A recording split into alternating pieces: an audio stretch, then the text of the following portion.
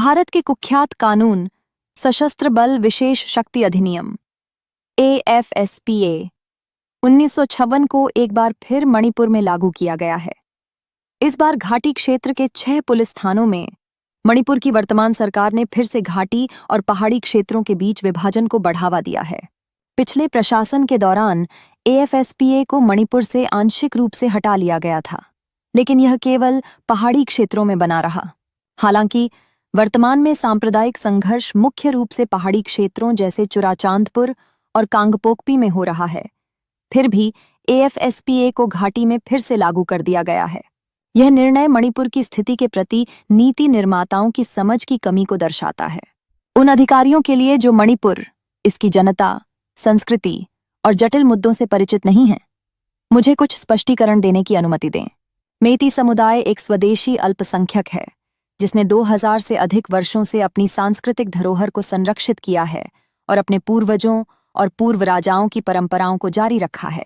गौड़ धर्म भी मेती समुदाय का ही एक हिस्सा है, जो महाराजा भगीचंद्र के शासनकाल में हिंदू धर्म में परिवर्तित हुआ और वैष्णव धर्म को अपनाकर मणिपुर में भगवान जगन्नाथ की पूजा करने लगा, जिन्हें गोविंदा भी कहा जाता है। नागा समुदाय, जो मेती सांस्कृतिक वंश का हिस्सा है, पहाड़ी क्षेत्रों में ही रुक गया, जबकि कुछ समूह कंगला, वर्तमान घाटी में बस गए। एक पुरानी कथा है कि पहाड़ी क्षेत्रों में बसे भाई कंगला में बसे अपने भाइयों की रक्षा के लिए वहीं रुके। कंगला से पहाड़ी समुदायों को चावल और अन्य उपज साझा करने की परंपरा भी चली आ रही थी।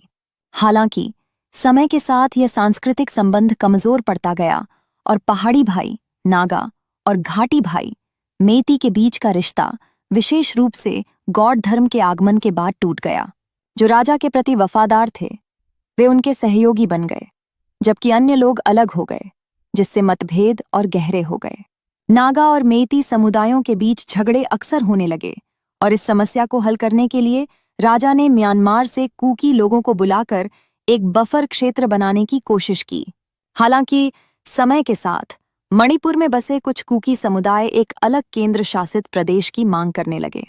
कूकी समुदाय के कुछ विधायकों के राजनीतिक लक्ष्यों से यह अलगाव प्रेरित है, जो एक ऐसा राज्य बनाना चाहते हैं जहां वे संभावित रूप से उच्च पद प्राप्त कर सकें। कूकी उग्रवादियों के लिए फंडिंग कथित तौर पर नशीली दवाओं की खेती से आती है, जो हथियारों की खरीद को वित्त पोषित करती है। कूकी बलों ने सीमावर्ती क्षेत्रों और पहाड़ियों में अल्पसंख्यक नागा समुदायों को निशाना बनाया है, जहां 1993 में उन्होंने नागा आबादी का एक बड़ा हिस्सा विस्थापित कर दिया था। अब 30 वर्षों के बाद ऐसा लगता है कि कूकी उग्रवादी अपने झालिंगम के स्वप्न को साकार करने के लिए मेती समुदाय को निशाना बनाना चाहते हैं। इस पर प्रतिक्रिया स्वरूप कुछ मेती गांव के स्वयंसेवक अपने क्षेत्रों की रक्षा के लिए आगे आए हैं, जिनमें छात्रों ने अपनी पढ़ाई भी छोड़ दी है। इसी बीच कूकी उग्रवादी, जिन्हें कूकी गांव के स्वयंसेवक भी कहा जाता है, AFSPA क्षेत्र में खुलेआम हथियार लेकर घूम रहे हैं।